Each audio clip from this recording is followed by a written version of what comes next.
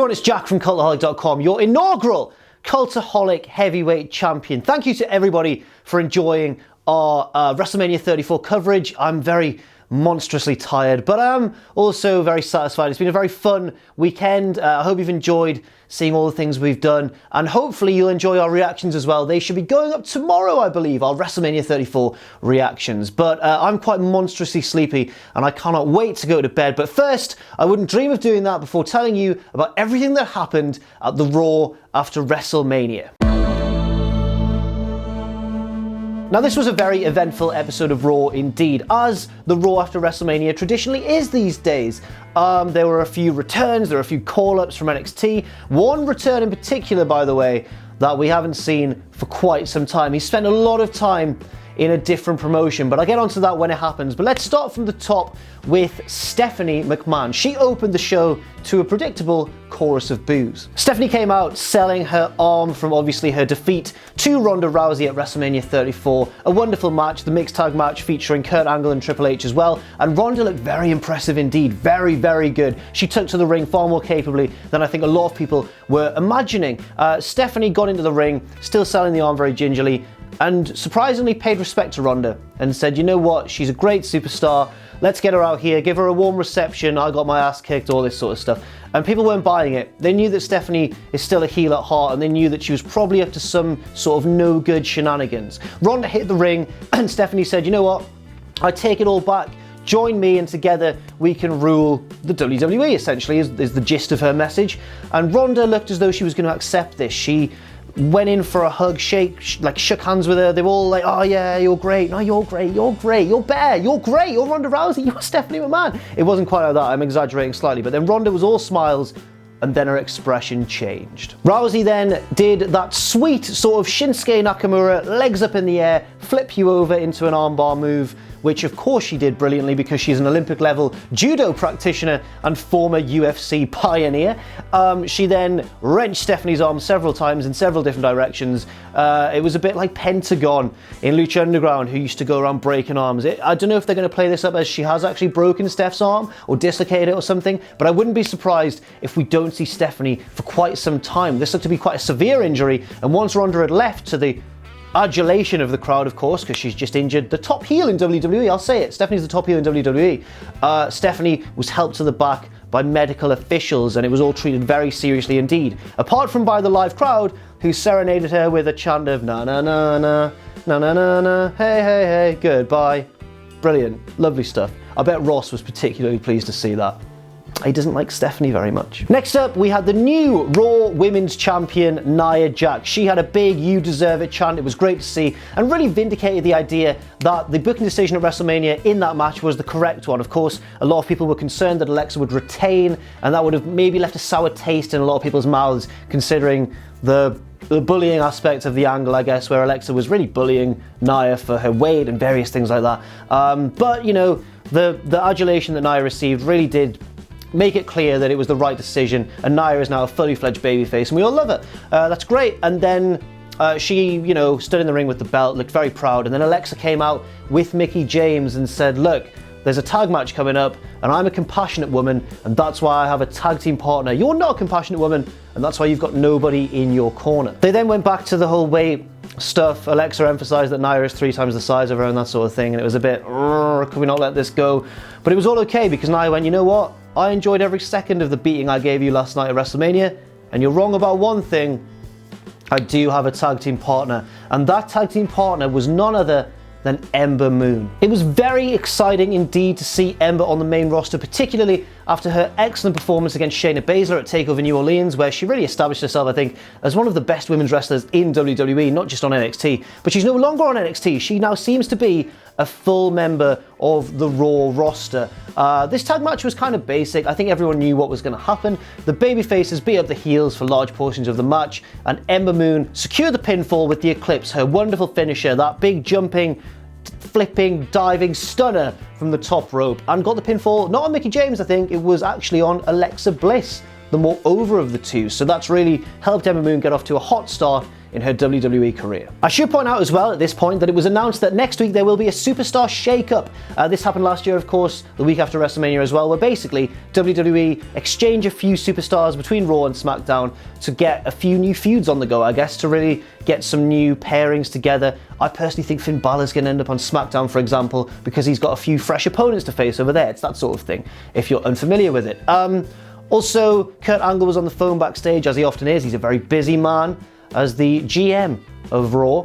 And then he was interrupted by Braun Strowman and Nicholas, the new Raw Tag Team Champions, or should I say former Raw Tag Team Champions, because they were forced to vacate the titles. The reason for this was a very clever and funny one. Braun Strowman basically said, look, we have to vacate the titles. Nicholas has a scheduling conflict. He's still in the 4th grade, which I thought was really funny. They reluctantly handed the belts over to Angle, and then Nicholas said, somebody's going to get these hands, because Braun had said, when Nicholas is older and he's done with school, we're going to come back and get those titles. I loved it. I really enjoyed this.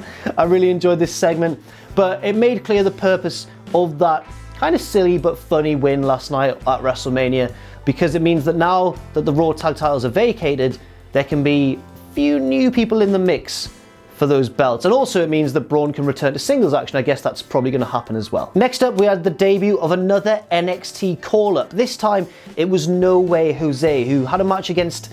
I didn't catch the name. It was Enhancement Talent, and I don't know who it was. I don't know if it was a notable indie guy that a lot of people know, or whether it was quite a fresh face. But either way, No Way Jose won essentially a squash match. I don't know how he's going to do on the main roster, because he's not got the sort of gimmick that really lends itself that well to the main roster. We've seen guys like Fandango, who's got a fun-loving dancing gimmick, and Fandango really had to work his way around it. I mean, obviously his theme tune got very popular, and then he found his niche alongside Tyler Breeze in the Fashion Police, but for a long time, Fandango wasn't the most popular guy.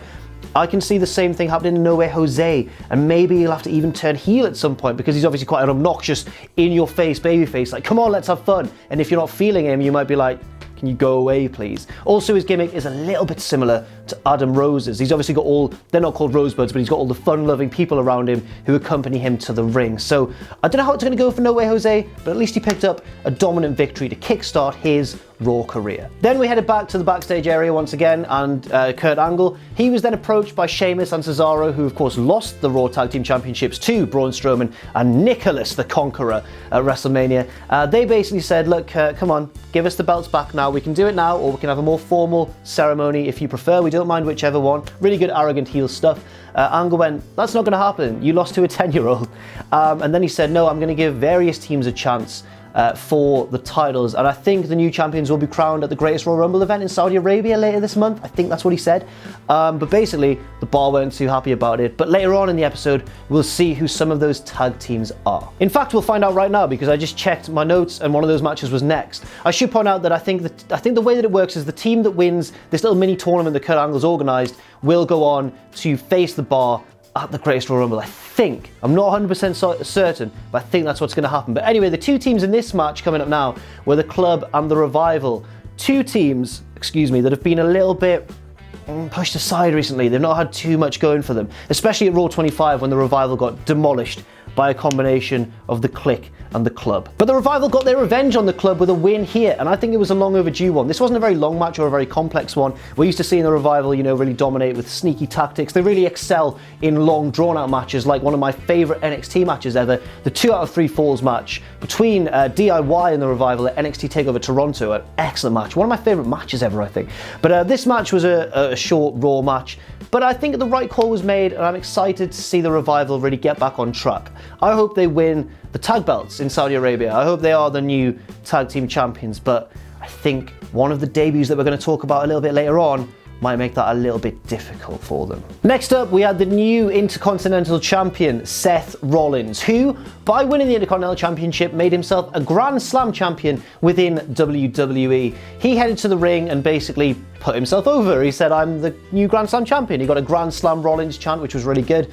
And his celebration was interrupted by Finn Bálor, one of his opponents at WrestleMania, who he defeated. He pinned The Miz, I think, because Finn Bálor came out and said, look, in that match, it was a triple threat. There was a winner, and there was a loser, and then there was also me. I didn't get pinned by you, and I think I deserve another shot at that title. Rollins was about to accept, and then they were interrupted, predictably, by The Miz and the Miztourage. Miz entered the ring and cut a very weird promo because I felt sorry for him. Even though he's meant to be a heel and he's meant to come across as a bit whiny and pathetic, I felt so sorry for him. He said, I couldn't believe I lost that match. I was devastated. My family were there. It made my new daughter cry. It made my wife cry. And it made me cry. And you're meant to laugh at him, but I was like, oh no, Miz, like his family cried and it made him cry. I find that really sad. Seth Rollins wasn't that sympathetic. He pretended to be in that WWE babyface way when he went, you know what? That's a really touching story, but you're not fit to lace my boots. Or burn from Seth, burn. The Miz then proposed a handicap match between himself and the two members of the Miztourage against Finn Bálor and Seth Rollins, but they were interrupted by a new hot babyface on the singles Raw division named Jeff Hardy. Essentially, Jeff Hardy came out, and the whole goings on with Matt Hardy and Bray Wyatt that we saw at WrestleMania effectively mean that Jeff is freed up to take part in the singles division once again. He came out, stood alongside the babyfaces, and we had our main event set up for later on in the night. Next up, we have Mandy Rose, accompanied by Absolution, against Sasha Banks, and Bayley came out to accompany her at ringside. The story here, though, wasn't about the match. I'll run you down briefly what happened. Basically, Mandy Rose won, that was difficult to say. Mandy Rose won after a miscommunication where Bayley accidentally got involved and hit Banks, and then Banks lost to Mandy Rose, and it was all like fueling the whole mistrust and the fractured relationship between Bayley and Sasha Banks. Then they all went away and left Paige alone in the ring, and this is where the real story came in. Paige, quite sadly and quite heartbreakingly, announced her retirement from in-ring competition. It's very sad indeed. I think it was a big open secret that Paige wasn't returning anytime soon because of her neck issues. She suffered that injury a few months ago, just after she'd come back as well from her long spell away, and it was so sad to see. And I just think this is really a massive shame because Paige, for as much as she divides opinion a lot of the time, especially on the microphone, I think she's a fantastic in-ring talent and is often overlooked as one of the key women who really sparked the women's revolution. It's also very sad because Paige is still very young indeed. I think she was born in 1992, the same year as me. She's the same age as me. Essentially, she's a woman in her mid-20s. She has still had lots of years left to give to WWE and to all the fans. And you could tell that she has you could tell that she had a real passion for wrestling. She's one of those wrestlers where you look at her and see that wrestling is in her blood, and it quite literally is in her blood. She was raised in a wrestling family, the Knight family in the UK. I guess one positive to take from this is that her career will always be, I don't want to say memorialized, but I guess her career is effectively over from what she said. Her career is being memorialized in a way by that upcoming movie produced by The Rock. So, Fighting With My Family it's called. So, tremendously sad news and a really emotional moment of Raw, and one that kind of deviated from the traditional fun and dramatic atmosphere of a typical Monday Night Raw after Mania, but I think it was the right stage for her to do it on, and it really gave her the spotlight that she deserved. Then Elias came out after his shenanigans at WrestleMania 34, where he basically interrupted John Cena versus The Undertaker. Before Taker had made his presence felt, Elias came out instead. Cena beat him up a little bit, Elias went away, and then we had Undertaker versus Cena. Elias came out again tonight and wasn't humbled by the experience at all, came out with his guitar, sang a mean song about the fans, which they cheered because it's the Raw after Mania. They cheer the ones they don't like, they boo the ones they do. But anyway, Elias was interrupted this time by a very interesting person indeed, the returning Bobby Lashley. Bobby Lashley hit the ring, beat up Elias and hit him with a massively delayed suplex and looked monstrously strong. Immediately my instinct was, I want to see Lashley versus Lesnar, man. They're both horrendously strong men. It's actually quite unfair on the rest of humanity. Lashley, for those who don't know, has spent a massive number of years now over in Impact Wrestling, or TNA. He was there before the name change and everything. He became their champion at one point, maybe on 2 occasions actually, but he also held a variety of other titles as well. I think at one point he held 3 or 4 titles at the same time in the promotion. For those who were aware of Lashley before he left to Impact but haven't really followed him since, he has improved a hell of a lot, especially in the ring. I'm not too certain how good he is on the mic. He's definitely better than he was in WWE. Still not his strongest point, but in the ring, he has improved a hell of a lot. Then we went backstage again and Kurt Angle was on his phone. He looked off camera and he went, "What are you doing here?" And there was the slow dramatic pan across and Kevin Owens and Sami Zayn were there. Obviously, they have now been officially, fully, permanently fired from SmackDown Live after losing to Shane and Daniel Bryan. And Kurt went, "Don't know what you're doing here. I think TNA's hiring. He legitimately said that. That's not me making a joke for the sake of this video. Kurt Angle went, I think TNA's hiring. Didn't say Impact as well. He used their old name of TNA. The crowd went, whoa! And then, you know, Owens and Zayn went, no, we don't want to go there. We want to be in WWE. We want to be on Raw. And Angle went, there's one vacancy opening. You can wrestle each other for it. So we got that match a little bit later on. Very dramatic times. Then we had another tag team match, maybe giving potential clues as to who are going to become the next Raw tag team champions. It wasn't Heath, Slater or Rhyno who got the jobber entrance, where they were just in the ring at the start of the segment. And they faced the Authors of Pain, former NXT tag team champions, the Authors of Pain, who left Paul Ellering behind. I guess that he doesn't want to work a full traveling schedule rather than, you know, when he was in NXT when he was just based in Full Sail. He's kind of an old guy and I don't begrudge him that at all, but the Authors of Pain won in under a minute and I think are going to become the next Raw tag team champions. I'm very excited to see those dudes on the main roster. Those dudes, not those guys, those dudes. What's up, dudes? Bit of an informal relationship I've got there with the Authors of Pain apparently. All right, lads. Next up, Roman Reigns hit the ring. Roman Reigns last year on the Raw after Mania cut the best promo of his career, and it was only a few words long. He just went, this is my yard now, and everyone hated him, and it was brilliant, because he just defeated The Undertaker. This year, however, he lost at Mania, of course, in the main event against Brock Lesnar. So he took to the ring and went, you know what?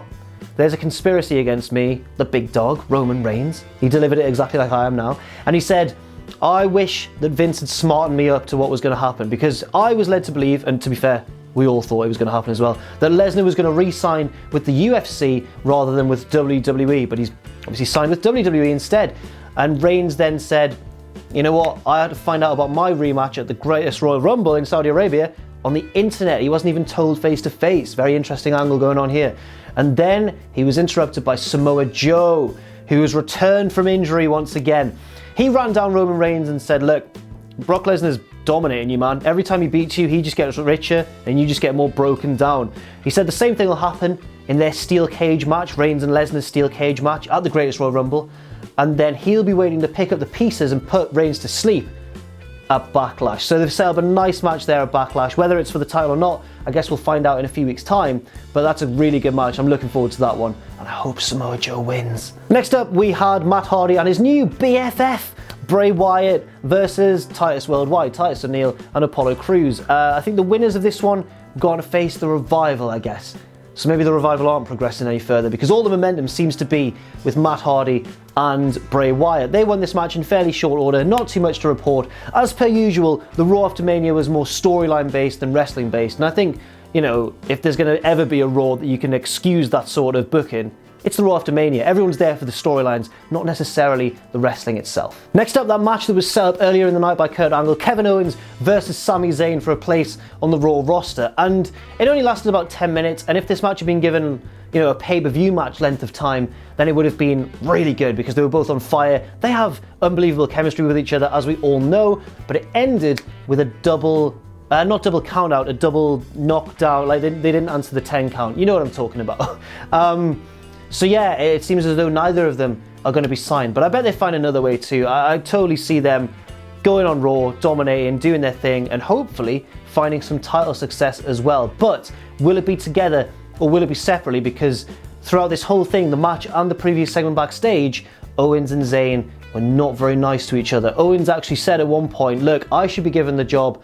I have, you know, a family. And Zayn went, I've got a family. And Owens went, yeah, but I've got kids. You don't have kids. And it was all a bit like, whoa, are you guys not friends anymore? So it was a really good match, cut a little bit short, and a bit of a screwy finish, but it all serves a purpose in the wider storyline. And finally, the big main event between the babyface team of Jeff Hardy, Seth Rollins, and Finn Bálor against the Miztourage, the Miz, Bo Dallas, and Curtis Axel. It was a fun match. It was a bit of a house show main event style match, really, especially the ending after the bell. Basically what happened was the babyfaces won and then hit all their finishers about 5 times each on the heels. And I get it, like it was a nice way to end the Raw after Mania, but it's not the sort of shocking conclusion that we sometimes have been led to expect from such an event. I still think it was good, and I think the exciting thing as well is that Jeff Hardy's back in the singles division, and WWE seem to be fully behind him as a single superstar once again. In fact, there was a backstage segment before the match where the babyfaces were walking down the corridor. They bumped into Bray and Matt Hardy, who won their match, I think I may have forgot to say, but they beat the Revival. And Jeff went, hey, congratulations, Matt. And Matt was like, ah, yes, and all this sort of stuff. Well done for becoming freed from your broken condition, and all this sort of stuff. And then Bray Wyatt came along, glared at Jeff, then they hugged. It was really nice. So they've kind of set Jeff free, and he can go and be old Jeff Hardy again.